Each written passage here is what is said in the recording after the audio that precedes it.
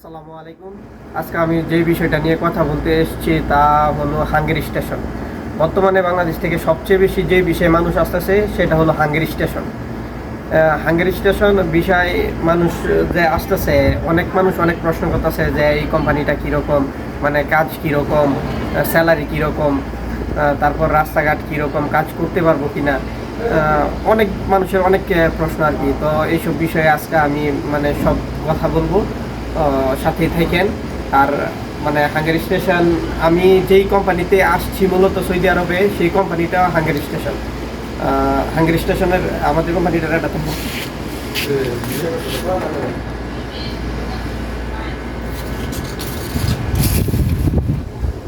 তো Hungary station কোম্পানিটা মূলত এটা আপনার বাংলাদেশে যেই কথা বইলা আনে যে সরাসরি হাঙ্গেরি স্টেশনে ভিসা দিব, মানে হাঙ্গেরি স্টেশনে আইসা কাজ করব, এরকম কিন্তু হাঙ্গেরি স্টেশনে সরাসরি কোনো লোক আসে না। ঠিক আছে, আপনার হাঙ্গেরি স্টেশন মূলত একটা অ্যাপস। বাংলাদেশে যেরকম আপনার ফুড পান্ডা আছে, তারপর এরকম আরও অনেক অ্যাপস আছে, যে অ্যাপসগুলোর মধ্যে মানুষ অ্যাপস ইনস্টল কইরা তারপর কাজ করে। তারপর আবার মনে করেন বাংলাদেশে কি এই উবার আছে, যে আপনার উবার যারা মানে প্যাসেঞ্জার টানে আর কি। তো অ্যাপসের মধ্যে তারা আপনার উবার অর্ডার করে, তারপর যেই জায়গার মধ্যে অর্ডার করে ওই জায়গার মধ্যে আইসা মানে প্যাসেঞ্জারটারে ওইখানে নিয়ে দিয়ে আসে। সেম অবস্থা হইলে হাঙ্গেরি স্টেশন। হাঙ্গেরি স্টেশন একটা অ্যাপস। এই অ্যাপসের মধ্যে মানুষ অর্ডার করে, আর এই অ্যাপসের মধ্যে আমরা কাজ করি আর কি। কাজটা করি মূলত অ্যাপসটা আমাদের যেই মোবাইল আছে এই মোবাইলের মধ্যে আমরা ইনস্টল করি। ইনস্টল করলে এটার মধ্যে আপনার আকামা দিয়া, তারপরে লেগিয়া আপনার সব কিছু ডিটেলস দিয়া অ্যাপসটা খোলা লাগে আর কি। অ্যাপসটা খোলার পরে তারপর মানে চালু হয় এইভাবে। এটা যে কেউ করতে পারে কাজটা। তো মূলত সৌদি আরবে এখন যে নিয়মটা করছে, আগে মানে যে ইচ্ছা মানে অ্যাপসটা খুলতে পারতো, খুইলা কাজ করতে পারতো, অ্যাভেলেবেল কাজ করতো মানুষ। ঠিক আছে, যেমন 8 ঘন্টা ডিউটি করে তারপরে গিয়ে আবার ওভারটাইম মারতো, এই কাজ করতো। ঠিক আছে, এই কাজের মধ্যে আবার টাকা অনেক। ঠিক আছে, তো বর্তমানে কিন্তু এই সুযোগ সুবিধাটা বন্ধ করে দিয়েছে সরকারে। এখনও আছে, আর 12 মাস মনে হয় 14 মাসের ভিতরে এটা বন্ধ হয়ে যাওয়ার কথা। মানে বাইরের কোনো লোকে কাজ করতে পারবো না। যদি সৌদিয়ান যারা আছে, শুধু সৌদিয়ান কফিল যারা আছে তাদের আন্ডারে যারা কাজ করব তারা আছে আর কি, মানে শরিকা সিস্টেম করে লাইছে। ঠিক আছে, তো এটা মূলত আপনার শরিকা সিস্টেম বলতে আপনার সৌদিয়ান মালিক থাকবো, তারপরে হের আন্ডারে অনেক মানুষ কাজ করব আর কি।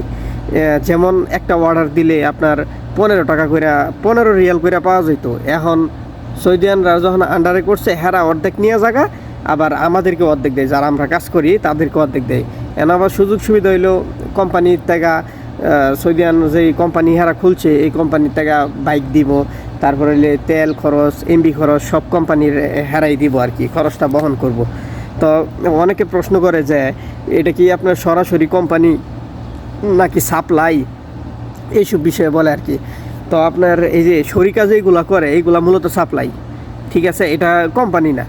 আপনার অনেক কোম্পানি খুলে বই রয়েছে হেরা, অনেক সৌদিয়ানে, মানে এটা ব্যবসা। হেরা এরকমভাবে ব্যবসা করতেছে। ঠিক আছে, যে মনে করেন 15 টাকা 20 টাকা করে অর্ডারে আসলে আমরা দেয় 5 টাকা 7 টাকা করে দেয় হেরা, 15 টাকা 8 টাকা 10 টাকা করে হেরা নেয় কোম্পানি। আমরা যদি মাসে 400 তলব মারি, এনতে যদি 7,000 টাকা রিয়াল আসে, এই জায়গার থেকে আমরা দিব 3,000 রিয়াল, আর 4,000 রিয়াল কোম্পানি নিয়ে নিব, বর্তমানে যেটা চলতেছে আর কি। ঠিক আছে, তো তারপরেও মানে বর্তমানে সৌদি আরবে যদি বা আপনার এই যে মিডল ইস্টে যারা টাকা মানে ইনকাম করতেছে, মোটামুটি এই জায়গাটার মধ্যেই মানে একটু বেশি ইনকাম আর কি। ঠিক আছে, তো কোম্পানি ব্যাপারটা তো বুঝলেন, এটা আসলে সাপ্লাই। ঠিক আছে, এইখানে আপনার কোম্পানির অনেক ভেদাভেদ আছে। মানে আপনার কোম্পানির ভেদাভেদ বলতে বুঝাইতে চাইতেছি, আপনার অনেক কোম্পানি আছে ভালো। ঠিক আছে, বেতন সবসময় মানে দিয়ে দেয় আর কি আপনার। তারপরে কিছু কোম্পানি আছে টাকা ঘুরা দেয় না, এরকম করে। ঠিক আছে, তো কোম্পানি গেল, তারপর হলে আপনার বেতনের ব্যাপারটা।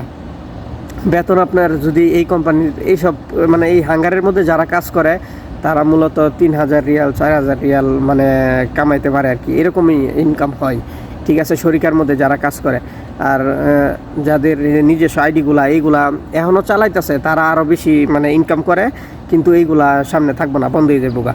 মানে যারা কাজ করতেছে তারা তারা নিজেরাই মানে চাইতেছে মানে শরিকার মধ্যে চলে আসার জন্য, যেন মানে বন্ধ হয়ে গেলে গা, মানে যে নিজস্ব আইডিগুলা এইগুলা বন্ধ হয়ে গেলে গো, যাতে মানে কাজ করতে পারে আর কি। ঠিক আছে। আর এই কাজের মধ্যে রিস্কটা কীরকম, আপনার সৌদি আরবের যেই রাস্তাঘাট, ঠিক আছে, রিস্ক কিন্তু প্রচুর এই কাজের মধ্যে। আপনার রিস্ক টানা আপনার ডেইলি 200 কিলোমিটার আপনার বাইক রানিং মানে চালাতে হয় আর কি। 15টা তলব মারলে মিনিমাম আপনার 15টা তলব মারলে 10 থেকে 12 ঘন্টা টাইম লাগবেই, মিনিমাম 10 থেকে 12 ঘন্টা টাইম লাগবে। ঠিক আছে, 15টা 18টা এরকম মানে তলব অ্যাভেলেবেল আসে।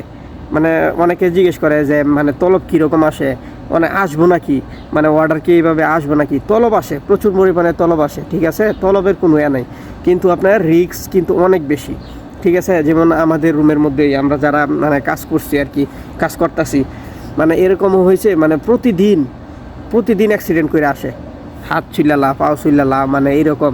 কিন্তু তারপরে কি করে মানে আবার কাজে যাওয়া লাগে। মেন কথা হইলে মানে অ্যাক্সিডেন্ট প্রতিদিনই হইতেছে, কিন্তু মানে প্রথম অবস্থায় অবশ্য অ্যাক্সিডেন্ট বেশি, কারণ হইলে আপনার রাস্তাঘাট কিন্তু সৌদি আরবের রাস্তা কিন্তু বাংলাদেশের রাস্তাঘাটের মতো না। ঠিক আছে, যে একদিকে যামু আরেক দিক দা করমু এরকম কিছু না।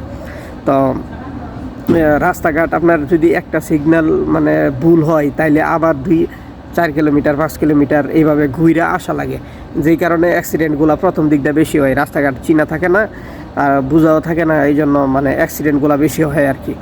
ঠিক আছে, তো ভিডিও আমি বেশি লম্বা করব না, শর্টকাটে বলে দিতেছি। তো যারা রিস্ক নিতে পারবেন শুধু তারা এই কাজে আসবেন। ঠিক আছে, আর বাইক যারা একবারে পারফেক্ট চালাতে পারেন তারা আসবেন এই কাজে। না হলে মানে যারা নাকি এই মানে বাইক কোনোরকম শিখে ভাবতেছেন যে আইসা চালাবেন, এরকম লোক আসার দরকার নেই। ঠিক আছে, তাইলে অ্যাক্সিডেন্ট হয়ে মরবেন রাস্তাঘাটে। ঠিক আছে, তো মানে ভুলেও মানে এই কাজে আইসেন না যে যারা মানে বাইক চালাতে না পারেন ভালো করে। আর যারা একবারে পারফেক্ট ভালো করে চালাতে পারেন তারাই আসেন এই কাজের মধ্যে।